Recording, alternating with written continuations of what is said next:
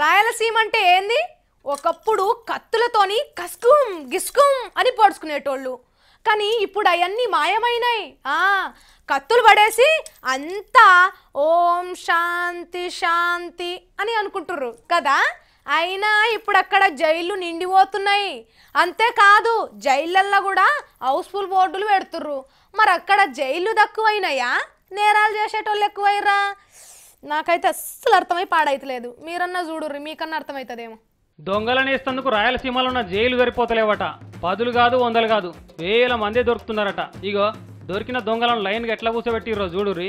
వీళ్ళంతా నెల 2 నెలల సంది దొరికిన దొంగలు కాదట, ఒక్కరోజే దొరికిన దొంగలట. మీసాలు రాని పోరగాళ్ళ కాడికెళ్ళి పనులు చూసిన ముసలోళ్ళ దాకా అందరు ఉన్నారు. ఇట్లా రోజుకు ఏం తక్కువ 40-50 మంది అన్నా దొరుకుతున్నారట. మరి ఇంతకీళ్ళు ఏం దొంగతనం చేసిండ్రు అనుకుంటున్నారా? ఇగో ఇవే ఎర్రచందనం చెక్కలు. కిలోకి ఏం తక్కువ 20,000 రూపాయలు వలుకుతుందట. శంషాబాద్ ఎయిర్పోర్ట్లో అటికేళ్ళు వచ్చేటోళ్ళు బంగారంతో దొరుకుతుంటే, ఇటుకేలు గాలి మోటార్లు ఎక్కేటోళ్ళు ఎర్రచందనం పౌడర్తో దొరుకుతున్నారట. అంటే బంగారంతో సమానంగా ఎర్రచందనం పిరం ఉందన్నట్టు. ఇక ఎందుకు చేయరు దొంగతనం? ఒక దిక్కు కావాలి పెడితే ఇంకో దిక్కు తోవ చేసుకుంటున్నారట. తిరుపతి అడవిలో మంటలు పెట్టేది కూడా ఎర్రచందనం దొంగలేనట. అంటే పోలీసు వాళ్ళు మంటలు ఆర్పే పనిలే వాడితే వీళ్ళ పని వీళ్ళు కానిస్తారన్నట్టు. మరి ఇంతమంది ఏడికెళ్ళి వస్తున్నారంటే రాయలసీమ జిల్లాలకెళ్ళే కాదు, పక్క పంటున్న తమిళనాడుకెళ్ళి కూడా దొంగతనానికి ఎగబడుతున్నారట. అరే రే, 4 జిల్లాల పోలీసులకు నిద్ర లేకుండా చేస్తున్నారట. డిఎస్పీ సార్ గదే ముచ్చట చెప్తున్నాడు. అవునా సారు?